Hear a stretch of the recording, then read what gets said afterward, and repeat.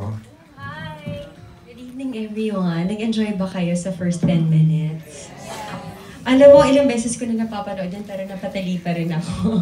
So sana magustuhan niyo the rest of the movie and sana mas maganda yung maging conversation natin tonight. Yay. And of course, a lady we all dearly love, the one and only Miss Charo Santos. Magandang gabi po sa inyong lahat. Thank you very much for coming here tonight. And nabitin ba kayo? Sa March 27 natin itutuloy ang papanood ng pelikulang Eerie. Why the title? Why Eerie? Yung interesting kasi dito sa Eerie, isa siya sa first parang international co-production ng Star Cinema. Nag-partner up with Singapore. Yung project kasi na to, pinipitch namin abroad nung una, and then na-meet namin yung Star Cinema and sobrang swerte ko as a filmmaker na na-decide nila na i-finance yung movie.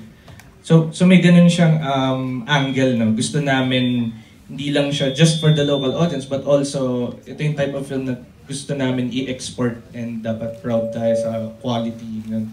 And isa yun sa parang strategy. Gusto namin ng title na English na rin, para hindi siya yung type of movie na pag in-export mo, ita-translate mo pa. Diba? Minsan kasi confusing yung ganun for international sales. So, with one title, alam mo na agad yung genre, diba? Alam mong horror.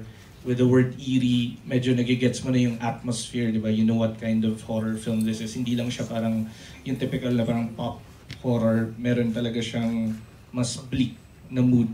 And yun, basically yun, ang laking tulong ng English title for international sales.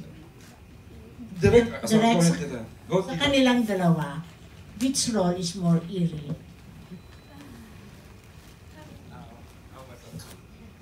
Well, without spoiling anything, I think ako as a storyteller, mahilig talaga ako sa mga characters na very morally ambiguous. And pag ganun kasi, walang clear line na parang bida kontra bida, di ba? Protagonist, antagonist.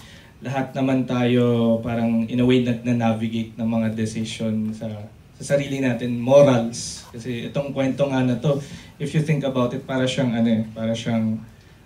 science versus faith. Kasi siya very modern na guidance counselor. So yung approach niya to talking to children, mas modern. Tapos si Ma'am Charo as Sor Alice, nire-represent yung parang traditional institution na ganito dapat. Nakakaloka yung characterization. So, yun yung conflict na parang very polar opposites yung character nila. And so for me, both eerie naman. And yun yung interesting, yun yung magka-create ng tension dito, yung pagbangga ni Bea and Ma'am Charo.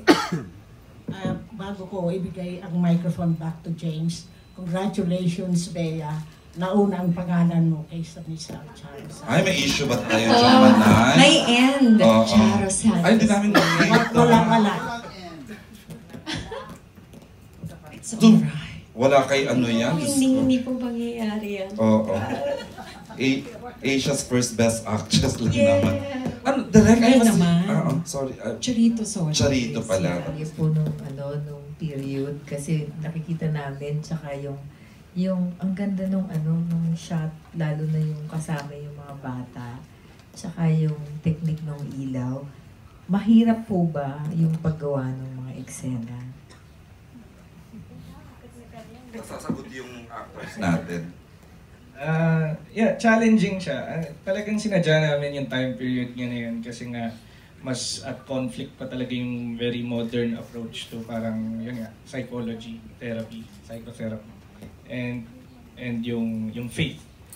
So perfect time period siya to explore that. At the same time, dahil mas parang pag may period setting, iba talaga yung mas may nostalgia, ewan ko, mas creepy for me. And may element rin kasi sa story na parang may death penalty pa. So parang part rin yun ng narrative. So panoorin nyo na lang. Siyempre visually, ang gandang texture rin naman talaga ng period movie. Pero wala po kayong ritual na you have to pray before you do the shot or haunted yung pinuntahan? Siyempre naman pag first day, nagpe-pray kami. In fact, seminary yun. So may church pag umaabot kami weekend, nagsisimba yung ibang crew. May mga creepy things na nangyayari on set. Pero natapos naman na yung film and enjoy naman on set. Very light. Pero gusto kong idagdag that Direct Make storyboarded the entire film. Wow, may ganun pa palang director, oo, no? talaga nagbigay siya ng panahon to do pre-production. He storyboarded the entire film. So kaming mga artista, we had to come to the set prepared, memorize our lines. Kasi talagang may shot list siya for everything. Parang he had the movie in his mind already, even before the first day of shooting. So, yung set namin, very organized, very efficient. Pag nagtanong ka, mga more or less, anong oras tayo magpapack up, nasasabi nila because he timed. Ang ganda naman. He timed everything. Yeah, and we only shot the movie for 20 days. Ang matagal-tagal din naman. Every day siya. So, nakatulong din sa characterization namin yun na hindi na kami lumalabas dun sa location. And then the shoot was, I think, chronological, more or less. Yung, Ay, oh, bihira na tayo nakarinig ng ganyan director, Ma'am Charo, no? sinunod niya yung, yung sequential narrative. Alright. Para po naman, sorry po. Go Para ahead. kay Ma'am Charo, from what I know po, kayo rin po nag-aaral sa isang may madre na na eskwelahan. Oo. Did you have your own sharing experience na nung estudyante rin ako, ganito yung feeling ko, may kinatatakutan din ako sa school. Si Well, Bea, kami mas may marami. urban legend lagi sa school. Well, parang very close nga ito sa kabataan ko, no? Kasi hindi totoo, meron kami pinaniniwalaan na nag-suicide din sa loob ng CR. Puta naman. Pero syempre wala naman talaga nangyari pa sa akin. Nakakatakot lang talaga. So, yun. I'm sure marami makaka-relate ng mga estudyante na nag-aaral sa Catholic schools kasi hindi naman mawawala yan. Bilang Pilipino, naniniwala tayo sa mga ganyan, hindi ba? Sa mga urban legends. Totoo. Yes. Ako talaga na-appreciate ko yung character ni Sor Alice kasi nag-aral din ako sa isang eksklusibong paaralan para sa mga kababaihan, no? That was run by nuns. So alam niyo naman yung pinapatupad ng mga guideposts, no? ng nagpapatakbo ng institusyon. And paano ba yan? Minsan, di ba yung mga bata, yung guilt, ang lakas ng parang yun ang nagmo-motivate ng behavior mo. Pag bata ka pa kasi yung, may patakaran eh. Tapos pag hindi mo sinunod yung patakaran, may punishment, may corresponding punishment. And pag bata ka pa, hindi mo pa naiintindihan yung lawak ng mundo. So, may appreciation ako dun sa struggle ng isang babae na nanggaling sa very traditional upbringing at anong nangyayari ngayon sa mundo na mas bukas na at mas malawak na ang pag-unawa. Yeah, may dadagdag ko rin na kaya siguro isang bagay din kung bakit 90s era yung pinili namin is that because pre-social media era siya, no? So maraming mga issues na hindi na pag-uusapan. Yung mga saol-loobin mo, hindi mo talaga na i-share sa maraming tao. Kasi noong time na yun, diba, parang we're too busy conforming. Gusto natin maging kagaya ng iba. So makikita nyo sa pelikula yun. So sila very excited sila sa material and sa concept. So na-excite sila and just based on that, based on the pitch, based on the the treatment that we showed them, sumali na talaga sila. And hindi lang yun, na-excite nga sila working with Star Cinema kasi alam nila it's one of the biggest studios locally sa Philippines. And na-fascinate sila sa fact na parang recently yung mga local studios dito gusto na rin i-push yung boundaries, mag-cross ng borders, gusto na rin gumawa ng movies na may enjoy pa rin ng Pinoy audience, pero meron siyang certain elements that can make it work outside kasi yun naman yung diba, bagong age ngayon with all the international streaming services and with like Netflix, may certain kinds of films na ngayon ang hinahanap ng audiences even outside the country. So yun, very strategic rin, and because of Eerie, there are more projects na magagawa na mas interesting, something na hindi rin nakikita sa typical local films. Mario Bautista, I understand may mga questions. Tito Mario. Hi, Charo. With this movie, I think you somehow come full circle. Diba? In 1976, you did your very first movie, also a horror movie. which won you an Asian Best Actress Award. It's directed by Mike. And now, 43 years later, Oh my God. you have a movie directed by Mick. Yeah. And it's also a horror I movie. know. Mike and Mikhail. Yeah, di ba? Somehow related, di ba? Oo, totoo. And that for a very first movie na nanalo ka kagad ng award is something really amazing, di ba? Maraming salamat. Hindi ko nga alam na kasama ang itim nun eh. Oo. Juror ka ba noon, Tito Mario? Hindi, No. hindi pa naman. Charot lang. 1976 was actually a year that is very important because ang daming magandang pelikulang pinalabas that year, remember? Oh, so, Sayang, I wasn't even born yet. I'm sure. So, go ahead. Sorry to interrupt you. So, now do you think, I don't know how balanced your roles are, but if it's a lead role, do you think you have another chance of winning an award for this movie? Definitely, she was so good in this movie. Ako talaga yung sumagot. Any... Ikaw, anong feeling, gut feeling? mo? Baka- What can I say? I just gave my best. Mm. Yeah, so alam mo naman, kanya-kanyang mata yan. Kanya-kanyang perspektibo yan. Diba? Wala sa aming mga kamay. So why did it take so long for it to get off the ground, considering that it was made last year yet and ngayon lang maipapalabas? Well, actually, nag-premiere kami sa Singapore Film Festival. For a time kasi... When was that? Early December. Mm. Parang naisip lang namin na for a film like this, gusto namin siya i-world premiere outside the country. And it worked for us kasi dun nabuo yung sales deals namin.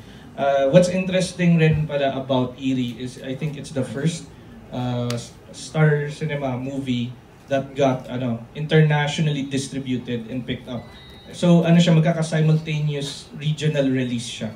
Basically, pagka-screen dito sa Philippines, may other screenings outside the country, across Asia. And hindi siya yung usual route na parang tina-target yung Pinoy diaspora abroad. It was picked up by international distributors.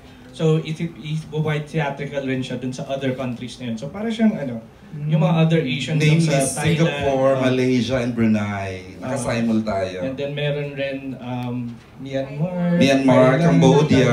Cambodia, China, medyo, Vietnam. and may mga susunod pa, all the way from March to June. So parang tuloy-tuloy siya.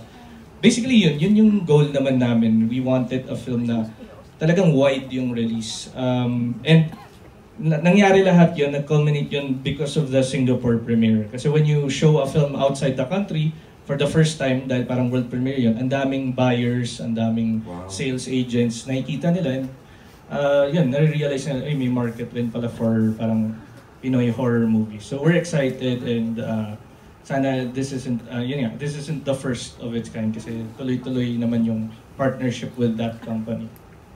And did you send it to other film festivals? Actually, marami na. There are some nga lined up all the way to June. Hindi pa pwede announce officially pero iba-ibang countries rin. Meron like sa US, meron sa Europe. I-announce namin pag official. Pwede na i-press release yun. So I would just like to find out what is the experience of Charo and Bea in working with each other? Ay, interesting. Dream come true po para sa akin na makasama sa isang frame si Ma'am Charo. Honestly, noong umpisa kinakabahan ako, of course, hindi ko alam kung paano, ano ba dapat yung expectations ko. But, nung workshops and meetings, and alam mo na hindi, parang ibang hat yung sinuot ni Ma'am Charo. She wasn't the CEO, she wasn't the president of ABS-CBN, she was an actress. And she was open to collaborating with you. So, ibang pakiramdam yung parang nag-share kayo ng art, kayong dalawa, no? So, hindi ko makakalimutan tong experience na to. And it's also my first time doing a horror movie, my first time working with Mikhail Red, and my first time to have joined the festival. So, isang milestone to para sa akin at hindi ko makakalimutan na kasama ko si Ma'am Charo sa pelikulang ito. beautiful. Bea was only 13 years old when I met her. Wow. Oo, at talagang nasundan ko ang kanyang career bilang isang artista at isa siya sa mga hinahangaan ko sa mga kabataang artista. So, you know, I felt so excited and I really looked forward to working with her. She's a very intelligent, intuitive, and generous actress, and she works hard, you know. I mean, talagang she comes to the set prepared. Pero hindi naman yung talagang yung pag-break naman, nagbe-break din naman siya from her character. Oo. Yeah, she's a true professional. Her attitude towards her craft is admirable. Wow. What can you say about that, Bea? Oo. Kinikilig ako. Reply. Gusto kong kumuha ng copy ng lahat ng interviews namin. Sabi ko nga kanina may photoshoot kami, ipapa-frame ko ng malaki yung picture namin together. Diba sino makakapagsabi na nakatrabaho mo yung Asia's Best Actress? Diba?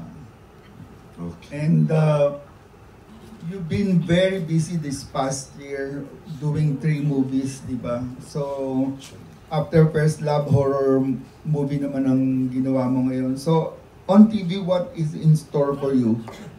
I am going to do a teleserye with Richard Gutierrez po and Ian Veneracion. Medyo kakaiba yung material na ito. So, we're training right now. But, baka hindi ko pa masasabi kung kailan siya maipapalabas. But, soon, i-announce din namin. Nag-start na ang taping? Hindi pa. This April pa lang mag-uumpisa. Nagtitraining po kami for the characters. Mukhang matindi ha, may training na nagaganap. Oo nga. Maswerte nga ako yung mga na-offer sa akin ngayon na mga material iba-ibang genres. Oo. What kind of training daw tinatanong nila? Action ba yan? Medyo physical. Hindi ko pa ma-announce po kung anong klase nito. Sayaw, physical eh. Charot. Let's get physical! So, kay... Aerobics po. Pumatol ka. Zumba. kay Mick, I'm just curious anong role ni na, kasi there in the credits kanina eh, of Jake and Maxine. Ay, nakakilala si kay Jake na alala ko. Si Jake, police investigator dito, parang detective, gano'n. Tapos si Maxine, isa nga sa mga parang hindi pa initiated na nun, yung baguhan na nun, so iba yung novice lang. Novice. Yeah. So yun, and then nandito rin yung isang actress ko from Bercha, si Mary Joy Apostol, isa sa student, so yeah. Who was the girl who was the first victim?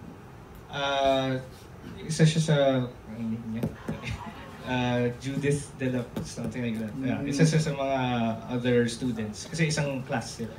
And I noticed the other girl in your Dead Kid, si Gabi, is also in the cast. Yeah, si Taray, kilala na dito tayo. Close kami. Why not?